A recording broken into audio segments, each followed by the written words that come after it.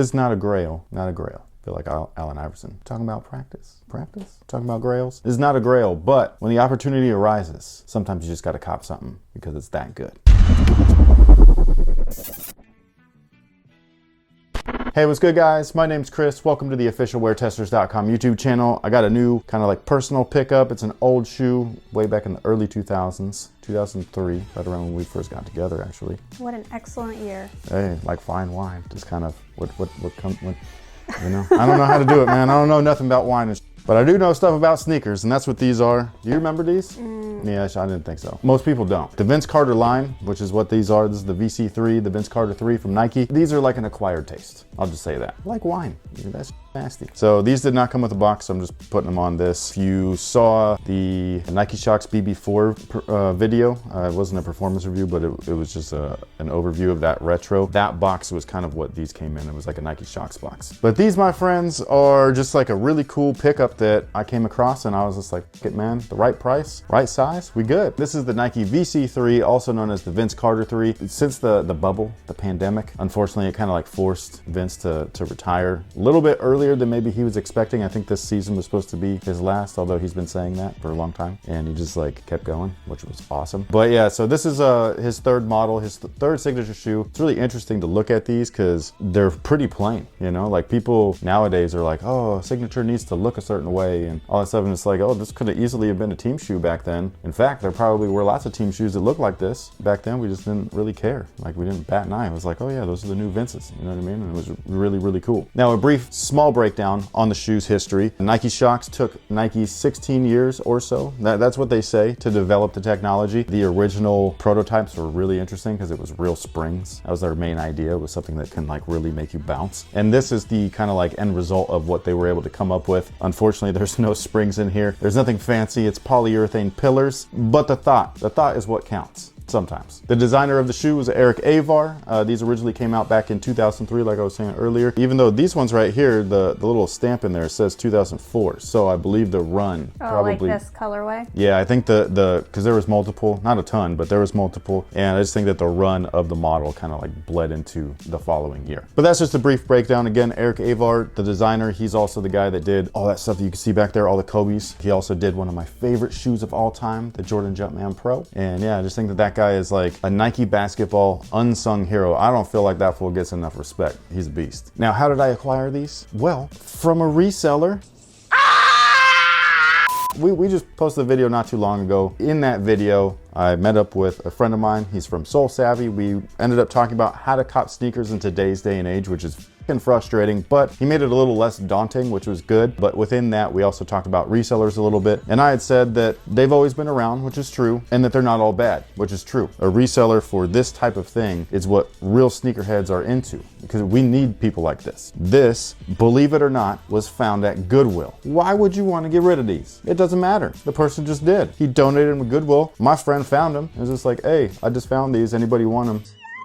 So yeah, I think that resellers are necessary. I just don't think that the ones that take from people, those are the ones that we need to kind of like weed out and stuff. But the resellers that keep the culture moving, the ones that keep it alive, keep stuff like this, these thrift finds in our eyes and in our minds, so that way we don't forget about like this. Those are the ones that are really important. Those are the ones that really like push culture forward. So I salute those resellers, if that's what you want to call them. You know, their hustle doesn't bother anybody. But anyways, my friend Kevin, he used to be a teammate of mine. He's the one that I bought these from. I'll leave his Instagram down below in the description box and everything, because that's pretty much what he does. One of the thrift finds that he found, it's my favorite thing that I bought from him, was, this is like a stupid thing, but like, well, it's not stupid to me. It was an original Mighty Morphin Power Ranger weapons set. All the 5 OG Rangers, it compiled into their Mega Blaster thing. Those things are tiny, but they're originals, and I never had them as a kid, and it was so awesome. I think that resellers like that are great. Now, as far as this shoe goes, they are used. There's a couple of like, you know, blemishes and things. There's some scuffs here and there, but they barely looked used from the bottom, which was the weird thing. Like, all of this texture around is still there, and those are usually like the first things to go. Like, if you know, like a Jordan 1 or maybe a Jordan 4, Jordan 3, the thing with the stars on the toes, things get obliterated when they're like super used. So this one I feel like was like lightly used. I don't want to like make any assumptions, but in my mind, the story is the guy got a pair of brand new Vince Carter 3s back in 03, 04, whatever. Was so excited to go hooping them, put them on, and was like, holy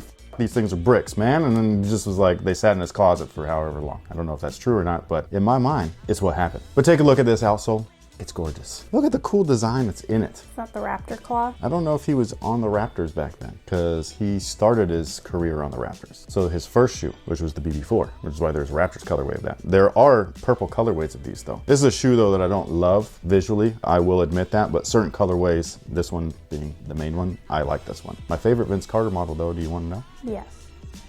It's actually the Vince Carter 2s. It's the model before this, the white and red colorway to be specific. I think that they look really, really cool. Anyways, the traction on these things look amazing. I'm probably not going to play in these just because they're so old, but when I pressed around, this is what you should do when you buy an old shoe. Press around the midsole and really squeeze it, because if the glue is too dry, it'll start to crack and separate away from the tooling. And that's how you know they're not wearable. You're going to have to restore them or figure something else out. Like if you're not trying to restore things, maybe you want to flip them or whatever. I don't know. As far as tech specs are concerned, these things feature full length sort of shocks, so you can see it right here on the inside though, the medial side. There's no shock really in the forefoot, which is really weird. On top of that, there's no midsole. This is it. So what you're sitting on essentially is an original style sprint frame, which you would see from something like Adidas, which a lot of people hated on. They're like, oh, that's from the injuries, blah, blah, blah. This is where they got that from, man. This sits on a TPU chassis, okay? And then they glued polyurethane pillars. Polyurethane, why? And they glued that to that little chassis thing, and then they slapped the rubber bottom on there, man. And this stuff, there is no boinging in these. But I do know people personally that swear by Shox.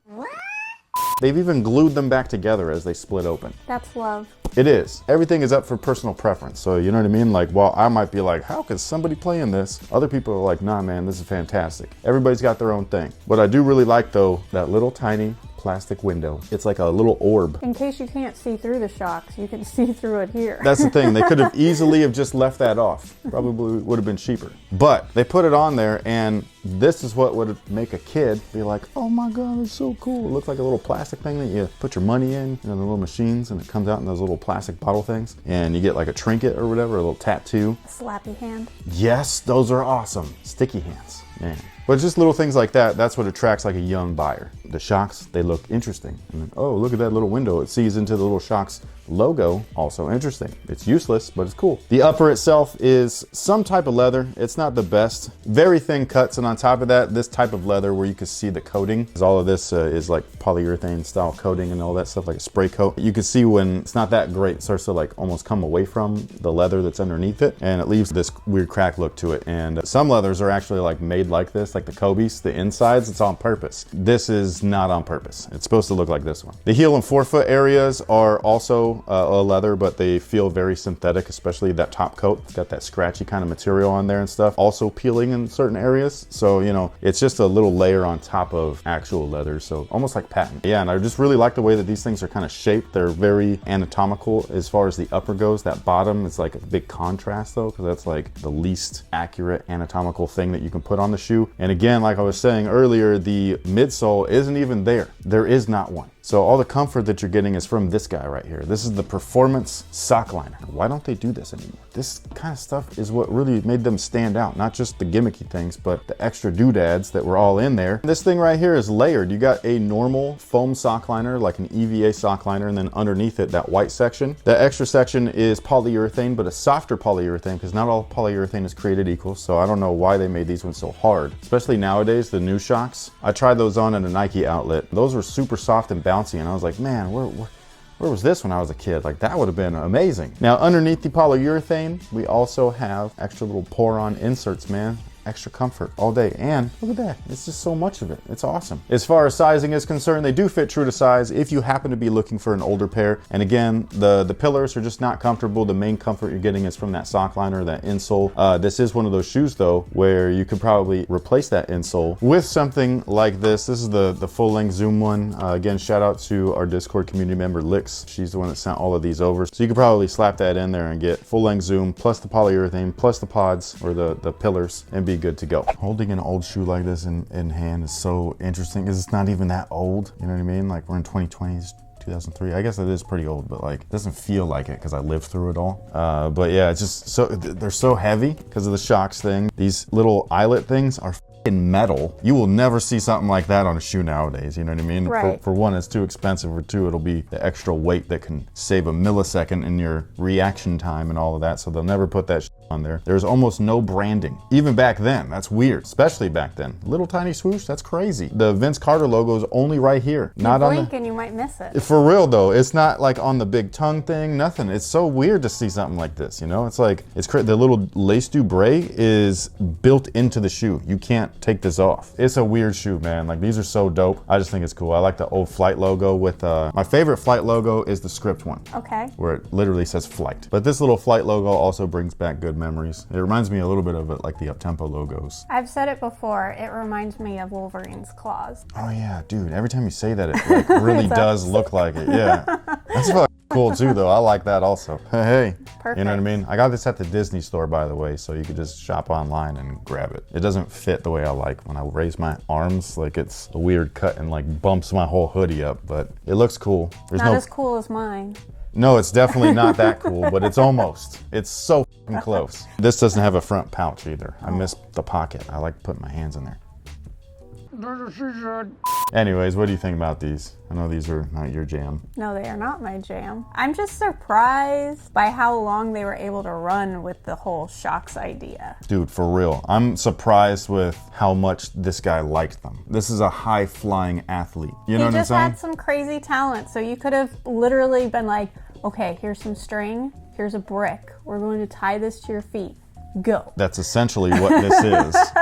And it worked just like that. Early in his career, he wore everything from Puma to And One to Nikes and all of that. And, you know, Nike obviously like signed him and stuff, which I think was a huge benefit for Nike. But I don't think that the footwear that he was wearing isn't as great as it could have been. Even looking back at this stuff, like the Air Penny stuff is just way better than this, I think. As far as the feel and the cushion and all of that. I just think that Shox was I don't know, like that's like marketing genius at its finest, because they were able to sell you some of the most uncomfortable heavy stuff ever and make you think that you were jumping higher. How did they trick so many people? You know what I mean? It's just crazy. Anyways, this is one of my favorite 2020 pickups, you know, just because it's something old, but it's something new again for me, because I've never had a pair of these, so I'm like, ooh, finally. And it's something blue. Now you just need something borrowed. Is that like how the saying goes? Yeah, for when Like you get married. Well, we're past that. I know, but you're the one who's like, something old, something new, I know. something blue. Oh, sure, okay. I was just going with it, okay? I'm down. I'm down for it. But let me know what you think about these down below in the comment section. Also rate from 1 through, I think there's only 4 official. I know he's worn other shoes, but official from his Nike signature line. Rate or rank in place, best to worst. Can it be with jalapeno peppers like Sure. that one guy did? In You guys could do it with thumbs up emojis and thumbs down emojis. You could do it with fire emojis. Anything you guys want to do. Use your creativity. Make it fun. You know what I mean? I like reading everything. So thank you so much for watching. Thanks for all the support. Again, big thank you to my friend Kevin for letting me scoop these from him. Thank you for finding them. Thank you for taking the time to go out and find these things, because I don't have that time. I wish that I could go thrift shopping, and when I do, I never come back with anything. I just see junk. But anyways, thank you so much, and until next time, guys, have a good one.